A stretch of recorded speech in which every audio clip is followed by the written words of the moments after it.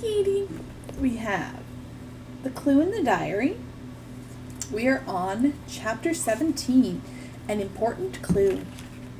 Nancy could hardly wait for her father to proceed. She left the arm of his chair and seated herself on a couch opposite him.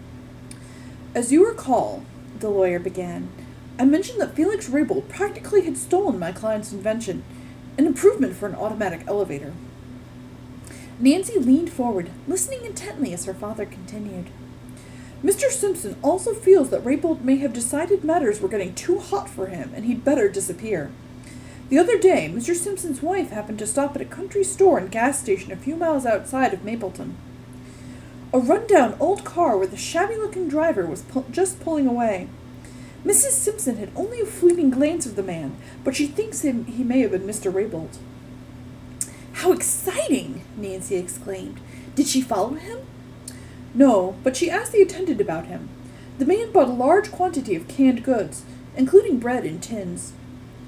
Which makes it appear, said Nancy, that the man was going camping. Exactly. Of course, he may not have been Mr. Raybould. The clerks in the store said the shabby-looking customer was a stranger to them, but I think the clue is worth investigating. Oh, I agree. The man might have been Mr. Raybould in disguise, Nancy said eagerly. I'll get right to it and start by going to that store first thing tomorrow morning. But not without Bess and George, Mr. Drew insisted. Nancy called the cousins at once. Both were enthusiastic about accompanying the girl detective, although Bess, as usual, said she hoped there would be no danger involved. Oh, by the way, Ned was here, Nancy told her. He's going to deliver our gifts to Honey, then take her and her mother to see Mr. Swenson. Good, Bess giggled. I can see you're starting this friendship with Ned correctly. Make your date work for you. She hung up before Nancy could retort. The following morning, the girls drove to the country store, made a few purchases, then asked if the stranger in the old car had ever come back. No, he never did, but he had no reason to, one of the clerks said. The tank of that old crate was full to the brim, and there was enough food in the back seat to last the guy a month.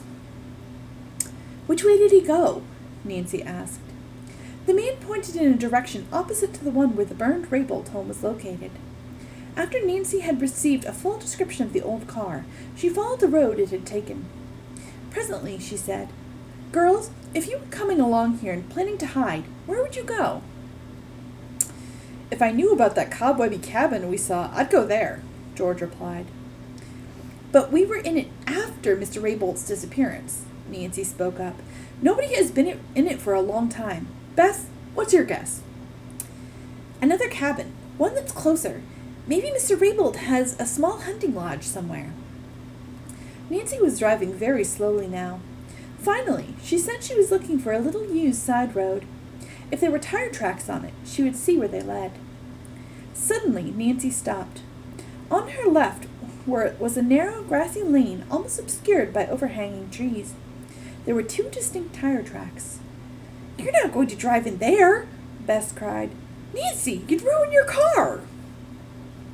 I guess you're right, Nancy conceded, but I think we should investigate. She parked, locked the ignition, and climbed out. The other girls followed. The woods road was rutty and full of stones. I hope we don't have to go far, said Bess presently. These stones hurt my feet. We should have worn hiking boots. Nancy forged ahead. The road went on, with no sign of a cabin or the shabby car or its owner. After the girls had walked for 15 minutes, Bess called for a rest period. They dropped to the ground. It's certainly quiet in here, George remarked. You could hear a pin. Oh! All three girls were startled by the distinct buzz of a chainsaw. As they listened, there came a tremendous crash. Timber! Exclaimed George, grinning. You're a little late with your warning. The tree's already fallen, Bess chided her cousin good-naturedly. Well, I'm sure Mr. Raybould isn't doing any lumbering if he's trying to hide, so let's go back. Nancy felt they were not a long way from the tree-cutting site. Whoever is working there may have seen Mr. Raybould or his old car. Let's find out, she said. As the girls plodded on over the rough ground, the sound of trees being felled grew louder. Finally, they came to a spot where they could see a good distance ahead. A large area of the woods was being cleared for a housing development. They assumed that the entrance to it was at the far end, for in the distance they could see several new houses. "There's a man who looks as if he might be the foreman," Nancy said, and walked toward a tall, husky young man. She introduced herself, then asked him if the lane was used by the real estate developers. "No, that's on someone else's property," he replied. "My name's Tim Murphy. I'm in charge of the clearing operation. Are you looking for someone?" "Yes, a shabbily dressed man who has an ancient hot rod. Car." Nancy grinned.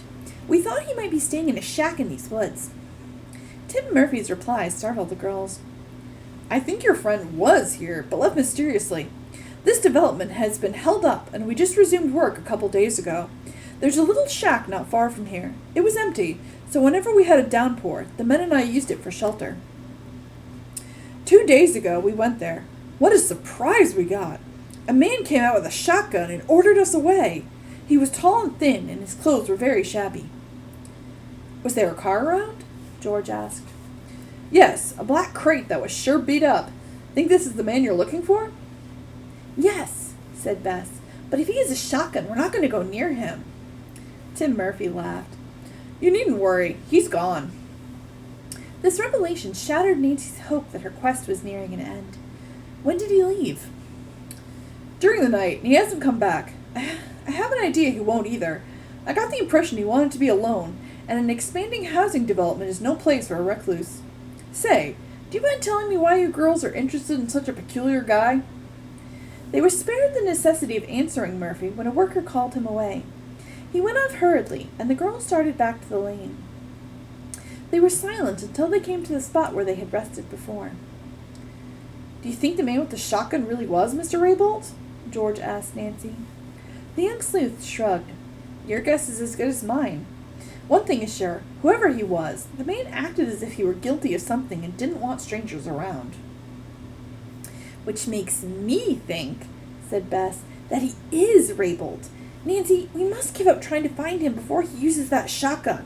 On us." "I might agree," Nancy replied, "if we were certain. But our evidence is pretty slim. For the sake of the Swensons, I want to capture Mr. Raybould before he can leave the country. I'm convinced now that he and his wife are in collusion. They're just waiting to collect his life insurance, which is probably large, and the fire insurance. Then they'll meet in some foreign place." George chuckled. "You know, it would serve that old cheat right if his wife collected the money and never met him. He couldn't do a thing about it without being caught." Bess nodded in agreement. "And I wouldn't put it past that woman to play such a trick." When the girls reached the end of the lane, Bess announced that she thought they should have lunch before doing any more sleuthing. "All right," Nancy agreed. Laughing, she added, "How about the Mapleton Inn?" "And have Mrs. Raybould try to bring the police to arrest you?" Bess protested with a giggle. Nancy had noticed an attractive roadside restaurant on the outskirts of town and drove to it. As the girls ate, they discussed their next move. "I'd like to call Mr. Swenson," said Nancy, "and ask him if there's anything else in the diary that might be damaging evidence against Mr. Raybould." It was 3 o'clock before the girls arrived at headquarters. When Nancy made her request to the sergeant in charge of prisoners, she was told that Mr. Swenson had just been brought out to one of the waiting rooms.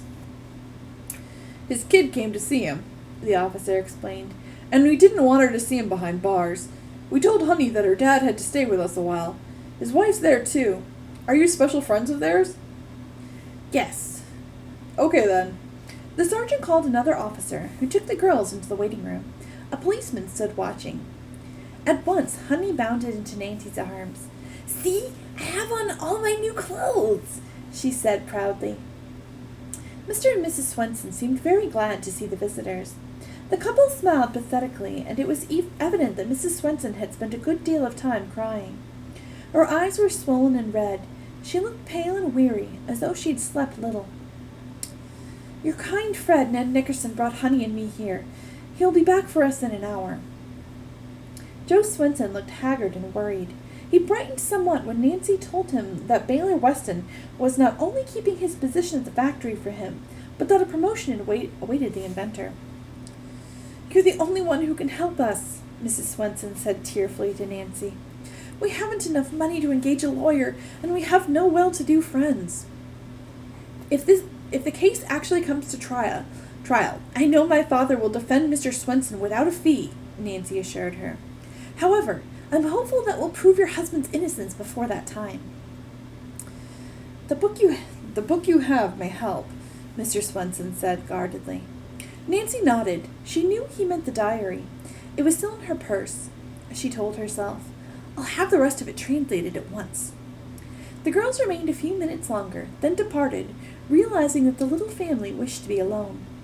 When they reached the street, Nancy told her friends, If Mr. Peterson's well enough, I'm going to see if he'll read the diary.